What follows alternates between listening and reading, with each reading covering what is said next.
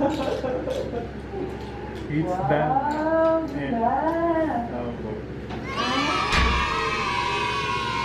Hi guys! Welcome back again to our channel. No? Para sa mga bago, to those who are new on our channel, Design2Inspire is all about architecture, construction, and lots of interior designs.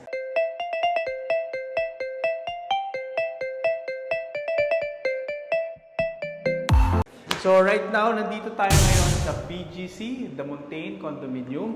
So bago ito, no, ang pagkakaalam ko, this was been developed by the Ayala. So nandito tayo ngayon to furnish the whole unit. So pagpasok mo, itong area na to, nandito yung kitchen. This will be their kitchen area. And then, ang plano ko, this will be their dining area. So we will do not make mga major works. So, mostly mga furnishing tayo and paglalagay ng laman sa unit. So, I'd like to thank our 20,000 solid subscribers. So, ayan. So, 20,000 na tayo sa channel natin. So, balik tayo ngayon dito sa video natin, no? So, yun nga, pagpasok mo, the kitchen area, the dining area. Tapos, adjacent is yung pinaka-bathroom. So, nandito yung bathroom on the left side. Tapos, dito naman, sa side na to, ito na yung living area. Nandiyan yung living area, nandiyan yung yung kanilang media console, and nandun din yung kanilang window. So, the unit is actually small, pero pag naayusan mabuti and nalagyan natin ng mga tamang furnitures and accessories, luluwang yung unit na yan, no? So, this is a one bedroom. Tara, silipin natin yung bedroom. So, nandito yung bedroom natin, no? Nandito. So, ito yung bedroom, no? Pintuan niya. So, pagpasok mo, bare lang siya. Bare lang yung pinaka-bedroom. Walang closet na pre-provide, wala kahit ano. So, mga plugs lang. So, ang gagawin ko dito, probably dito ko ilalagay yung queen size bed. Then, I'll put two side tables. Tapos may closet ako doon. And then, ayusan natin ng onte, accessorize. Tapos, i-furnish natin siya na maayos. We want this unit to be presentable and, alam mo yun, parang model unit na ng Avida, no? Malay mo naman. Anyway, so yun yung ginagawa natin. So, meron tayong ilaw dito kasi madilim dun sa side na yun. So, dito yung window, living, dining. So, basically yun. So, ang una natin gagawin is pasusukatan natin kung I need na ipagawa ang mga mirror works, curtain and blinds, curtain lang siguro, curtain and then mga accent wallpaper. So yun yung ipapagawa namin. We'll do the sukat-sukat thing. So pag nagawa na yun, furnitures naman tayo, alright? Without S, furniture lang tayo. Okay, balik tayo guys.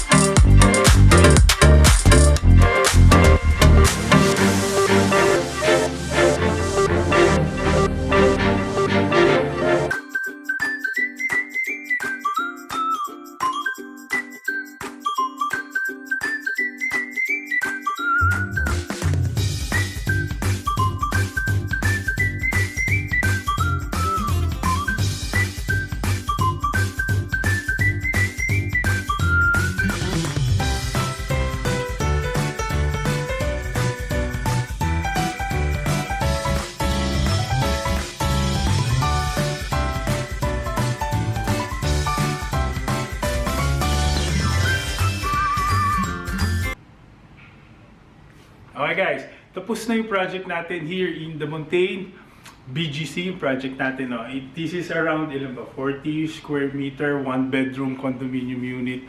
So inayusan natin siya. This is bare, nung tinurn over sa atin ng ating art client. Hi there, Mr. and Mrs. Chua.